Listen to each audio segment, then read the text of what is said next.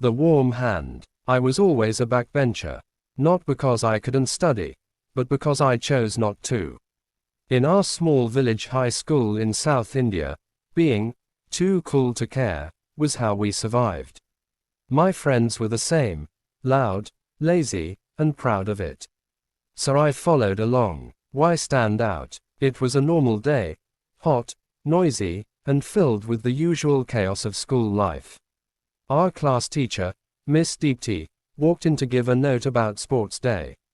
I sat at the back, arms crossed, eyes half shut. Then the unexpected happened. The principal walked into our classroom. Silence fell like a curtain. He looked straight at Miss Deepti and asked, "Where is Arjun?" My heart dropped. I hadn't done anything, had I? Miss Deepti turned to me with confusion and worry. "Go with him," she said gently. I walked with the principal through the corridors in silence. The school walls felt colder than ever. I stepped into his office, and the air turned tense. Then he asked, "What did you do to Ria?" I froze. Ria. The Ria. Ria was everything I wasn't. Rich, brilliant, beautiful. The princess of the school. Teacher's pet. Every boy's dream. And I had never even spoken to her. "Yes, sir. I don't even know her," I stammered. But he didn't listen. Suddenly, her parents stormed in, their eyes full of anger and disgust. My mother came too, trembling and scared. Behind them, hidden behind her teacher, was Ria. She looked scared. Was it me she feared?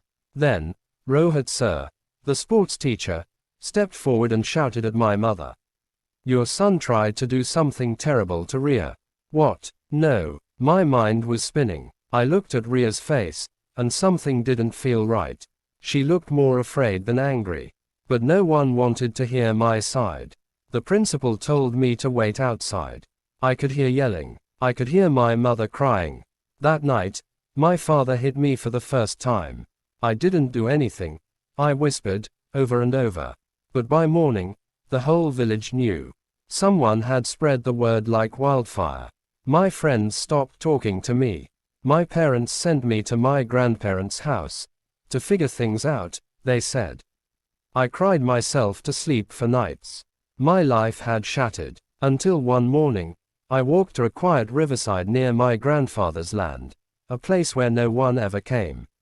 On the other side of the river, big, rich houses lined the road. That's when I saw her. A car pulled up near an old mansion, and out stepped Ria. She saw me. Our eyes locked. Her expression changed.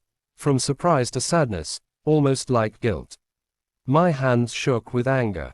I grabbed a rock and hurled it into the river. Why did she ruin my life? For days, I avoided the river. I tried to forget. Then one day, my grandfather took me to a small grocery shop owned by his old army friend. Behind the counter stood a shy girl my age, his granddaughter, Nithya. We barely looked at each other. While Grandpa chatted, I fumbled for a milk packet. That's when she suddenly asked, "Where are you from?" We talked, just a little. But it felt nice. Like someone saw me again. Our grandfathers joked about us becoming friends. Then they left us to take care of the shop. "Smoke break," Nithya said with a smile. When customers came, I helped without thinking. She handled the money. One lady smiled at us and said, "You two make a good team."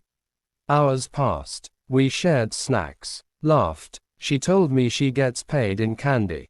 I laughed too. Then a man entered. His eyes drilled into me. He didn't like me. I saw it in his stare. That's when Nithya stood a little closer. Smiled a little wider. Like she was protecting me. Like she chose to be beside me. After they left, she whispered, "That was Dev. He has a crush on me. I don't like him." I just nodded. But my heart felt something I hadn't felt in a while. Warmth. Later, Grandpa returned. He smiled at us. "You both handled it well," he said. But just then, she walked in. Ria, with her mother. My heart dropped. My hands shook again. Memories hit me like waves. Ria looked at me, and I saw it. Guilt, sadness. She knew. I looked away. Then I felt something warm. Nithya's hand, gently holding mine under the counter. What happened? She whispered. Nothing, I said, voice cracking. But inside, I was breaking. And healing. My grandfather placed his hand on my head and chuckled. Thinking too much for a first date, aren't you? Nithya turned red, blushing hard. I apologized, whispering, I'm sorry. It's all right, she said with a small smile. The shop echoed with their laughter.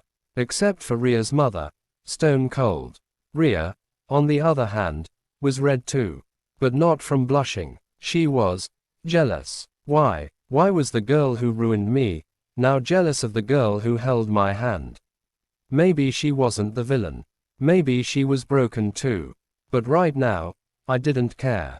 Because even in a world that tried to crush me, a warm hand brought me back.